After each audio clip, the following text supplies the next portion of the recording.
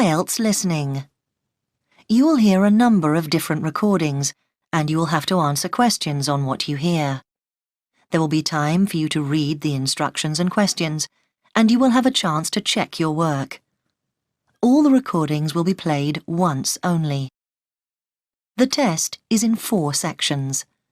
Write all your answers in the listening question booklet. At the end of the real test, you will be given 10 minutes to transfer your answers to an answer sheet. Now turn to Section 1 on page 2 of your question booklet.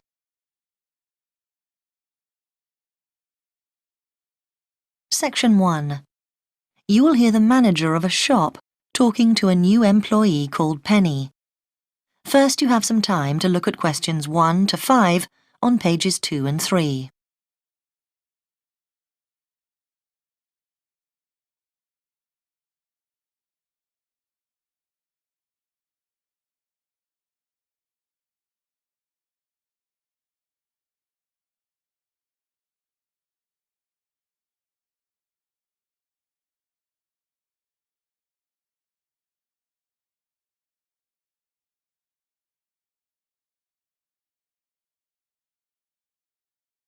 You will see that there is an example that has been done for you. On this occasion only, the conversation relating to this will be played first. Come in. Good morning, it's, Oh, Penny, man. Oh, yes. Penny, do sit down. Now, I know a lot of things emerged during your interview last week, but I thought it was worth going over the essential stuff again. Yes, absolutely. That'll be very helpful. The interview took place last week, so the letter B has been circled. Now we shall begin. You should answer the questions as you listen, because you will not hear the recording a second time. Listen carefully and answer questions 1 to 5. Come in. Good morning, it's, Oh, Penny, man. Oh, yes. Penny, do sit down. Now, I know a lot of things emerged during your interview last week, but I thought it was worth going over the essential stuff again. Yes, absolutely. That'll be very helpful. The first thing is that, given your interest in fashions, we've decided to put you in the dress department. Oh, that's great. Is that next to the children's section? Yes. Now, we've given the section a new name, actually. From next week, it's going to be called the Young Set. Youngster. No, 2 words. The Young Set. Right. Oh, sorry. Now, you'll be required to work a 5.5-day week. We're closed on Wednesday afternoon, and Sunday, of course. Do we get overtime for Saturday? Well, actually, we used to give an extra $2 an hour, but then we decided to make it a flat rate of $6.50 an hour. Okay, fine. And the actual hours? 9 to 5, with an hour for lunch and 15-minute coffee breaks. And what about holidays? Well, it's 3 weeks in the first year, and that rises to 4 weeks in your 3rd year with us. Now, we do give you on-the-job training, which we conduct during normal hours, so you'll be paid for that. Which day? It's on the first Tuesday of every month. Before you hear the rest of the conversation, you have some time to look at questions 6 to 10 on page 3.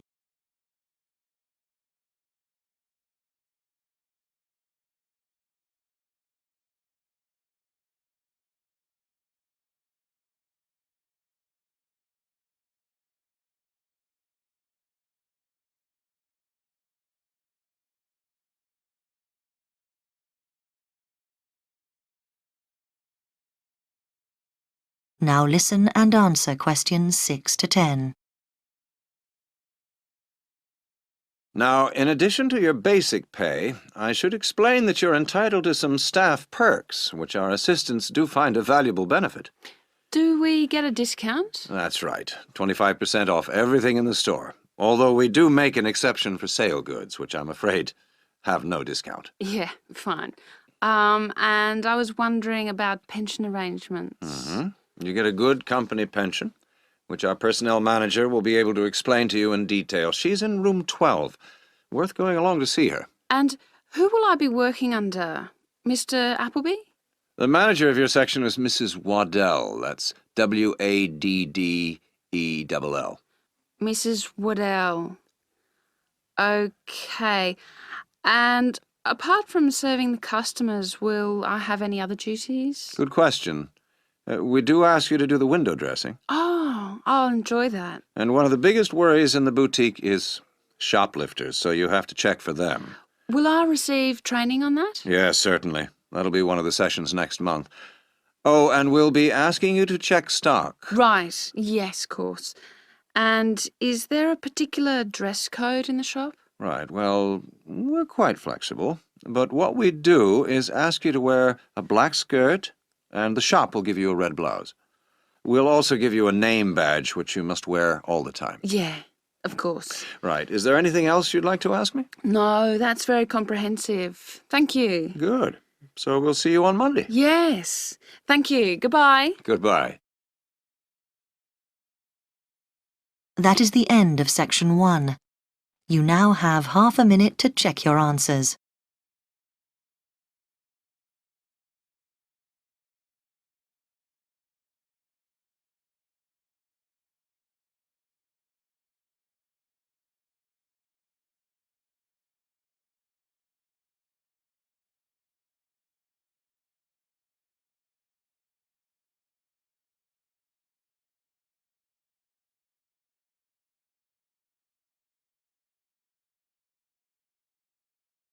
Now turn to section 2 on page 4.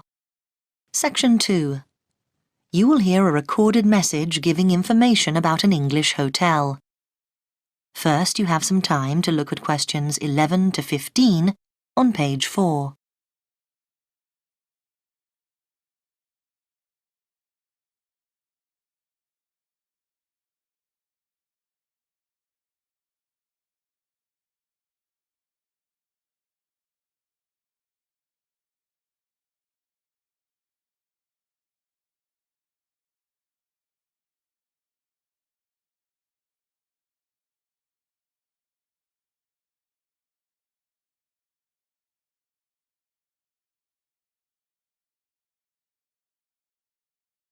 Now listen carefully and answer questions 11 to 15.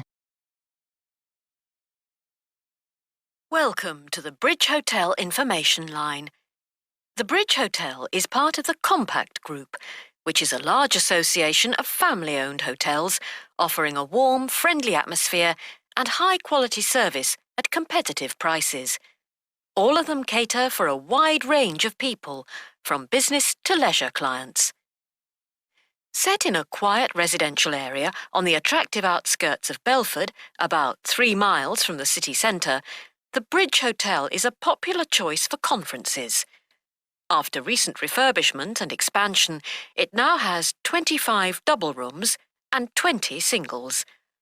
All 45 are en suite, with TV and coffee and tea-making facilities. The Bridge Hotel is set in 3.5 hectares of grounds, with an open-air swimming pool and 4 tennis courts. There is also a newly opened gym with fitness suite, which is considered one of the best equipped in the area. Non-resident membership is available. We have a fully licensed restaurant for residents and non-residents, which provides a wide range of dishes with a particular focus on dishes from around the world.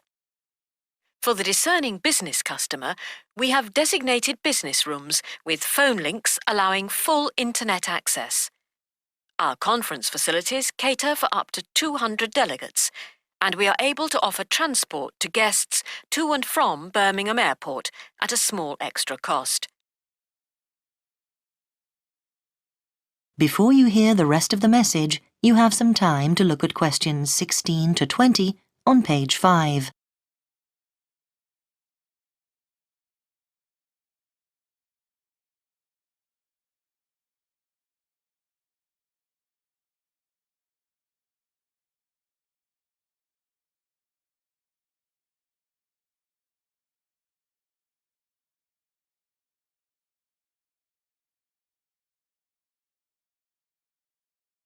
Now listen and answer questions 16 to 20. There now follows information about short break packages. Welcome to the Bridge Hotel Short Breaks Information Line. We offer 3 packages: 2-day, 3-day and 5-day.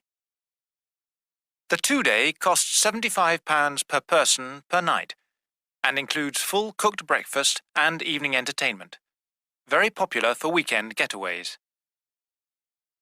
The 3-day break costs £60 per person per night and, in addition to offers for the 2-day break, includes 1 4-course dinner. This allows guests to enjoy the full range of hotel facilities. The 5-day break costs £52 per person per night and, in addition to offers from the 2- and 3-day breaks, includes free beauty therapy on 2 days and a full-day pass to a golf club. This package is particularly popular with couples who want a completely relaxing break. If you would like more information about these special packages, call extension 3469 to speak to our customer service manager, John Martin. Thank you for calling the Bridge Hotel Information Line. That is the end of section 2. You now have half a minute to check your answers.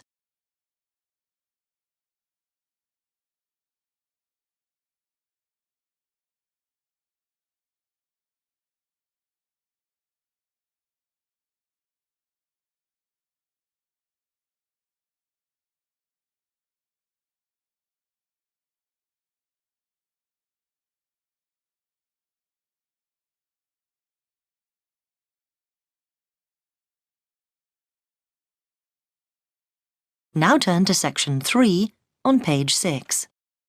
Section 3. You will hear 2 students called Katie and Harry discussing a project they are both working on.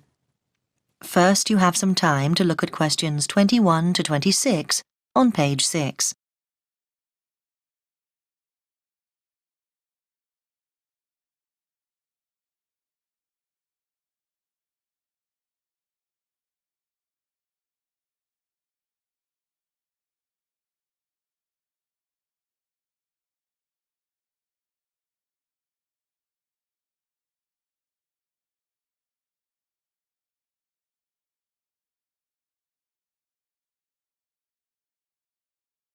Now listen carefully and answer questions 21 to 26. Hi, Harry. Katie, hi.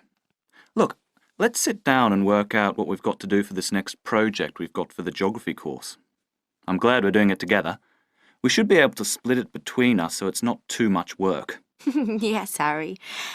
I had quite a long chat about it with Dr. Smith yesterday, so I've got quite a good idea of how we should be organising it. Now, he said we've got to move on from the general project we did on soil erosion and look specifically at coastal change. I think that'll be interesting, don't you? Yeah? I was thinking about it last night because we'll have to make sure we pick our days to visit the beaches. It seems there's a reasonable train service to White Sands Bay, but the weather could stop us from getting all the samples we need. It could take us longer than we think. Yeah, but we could save ourselves some time if we try to get hold of any information that's already been collected. I know several postgraduates who have done stuff in White Sands Bay this year, though on other topics. We could check out what the Marine Biology Unit have got. They're bound to have something we could use. OK. Let's do that this week and arrange to go to the beach next week. I think we'll need about 3 days. If we book ahead, we can probably stay in the University Lodge when we're down there. The other thing is, we must go to the Environment Agency and get permission to take the samples, just in case anyone challenges us when we're down there. I think we'll have to fill out a form or something. Right, Harry. Now, let's work out who's going to do what first, because we have to get it done by the end of this month. I think we ought to divide up the data collection between us. What? So only one of us goes to the beach, do you mean? No, I think we both ought to get a picture of what's involved, but there's no need for us both to do everything. I mean, when we're at the beach, you could go to both ends and make sure we have the set of shots we need to illustrate where erosion has taken place. OK, fine. And I'll move up the beach and pick up the different stones and put sand in bags. Does that seem fair to you? Yeah, OK. Then what about the other stuff? Do you want me to go and do the questionnaires while you're on the beach? We'll get more people that way. Or is it better if we do them together? I think that would be better. We could set aside a whole day for it. What about the lab work, looking at what we've collected and testing it? I don't mind doing it, but I'm pretty slow. OK, you can leave that to me. Fine. Before you hear the rest of the conversation, you have some time to look at questions 27 to 30 on page 7.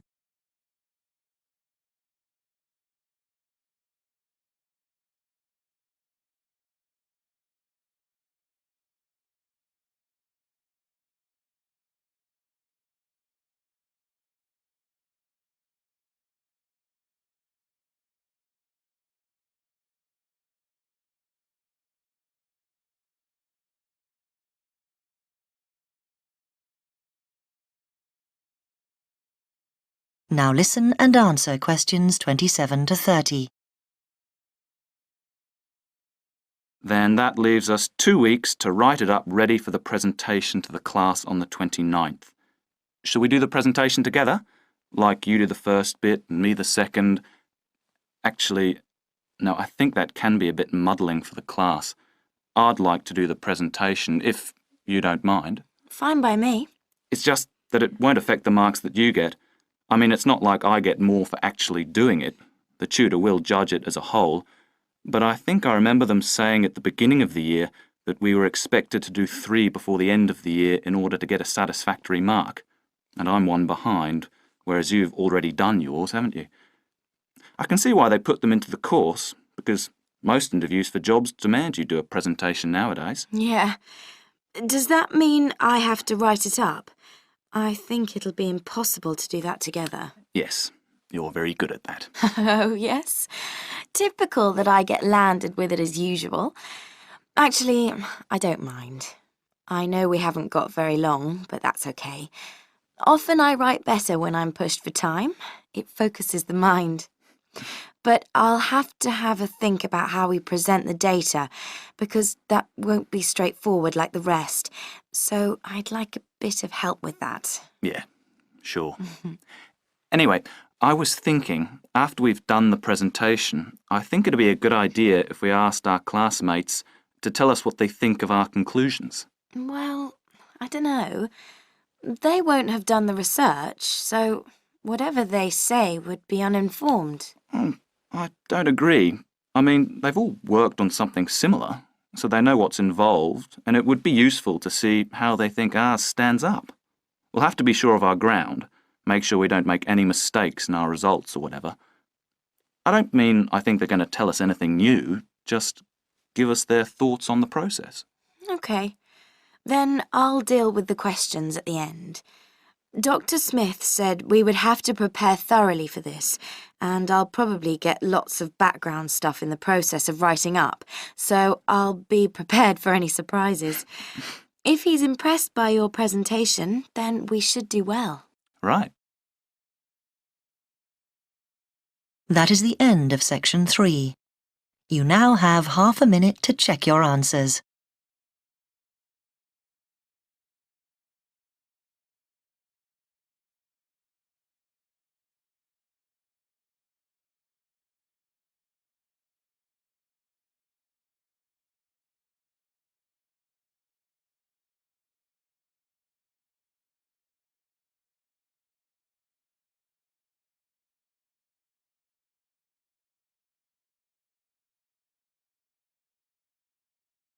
Now turn to section 4 on page 8.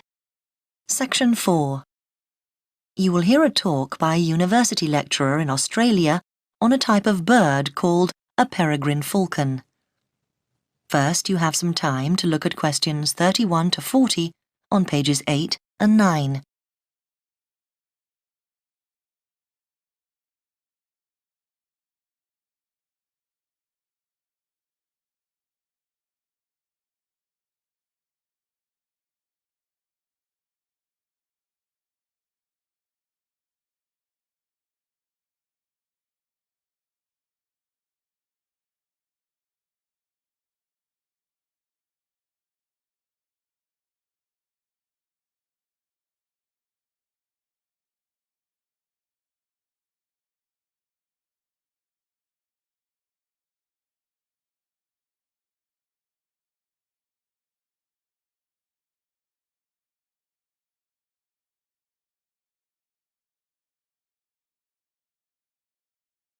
Now listen carefully and answer questions 31 to 40. I'm Professor Sam Richards, and I've come as the third guest lecturer on this course in Australian birds of prey. My job is to keep a watchful scientific eye on the state of Tasmanian peregrines, so I'll start by giving you some background to these magnificent birds of prey before I speak briefly on my own project. Peregrine falcons are found on all continents with the exception of Antarctica, so don't go looking for them at the South Pole. They're found almost everywhere in Australia, and it's interesting to note that the name peregrine implies that they're wanderers, that they move from place to place following the seasons, and indeed in most parts of the world they're migratory birds. But not in Australia, however, where they prefer to stay in one place. They're known to be the world's fastest creature, and they have been tracked by radar diving down towards the ground at 180 kilometres an hour. However, a number of textbooks claim that their flight speed can go as high as 350 kilometres an hour, so there's still some dispute about just how fast they can actually fly. Female peregrine falcons, like all other Australian falcons, are larger than their male counterparts. In fact, the female is almost a third larger than the male in the case of peregrines. While she stays close to the nest to protect the eggs and the young chicks, the male is mostly occupied looking for food. Peregrines typically lay 2 or 3 eggs per nest, and after the eggs have hatched, when the chicks are about 20 days old, they start to fly. So they fly at a very young age. By the time they're just 28 days old, they've already reached full adult size. In other words, they're fully grown. Soon after this, at about 2 months after hatching from the egg, they leave the nest for good. From this point on, they're on their own. Unlike their parents, which have learned how to hunt, the young falcons are not good at feeding themselves, and so during the first year about 60% of them die. Once the birds have managed to live to breeding age, at 2 years old, they generally go on to live for another 6 or 7 years.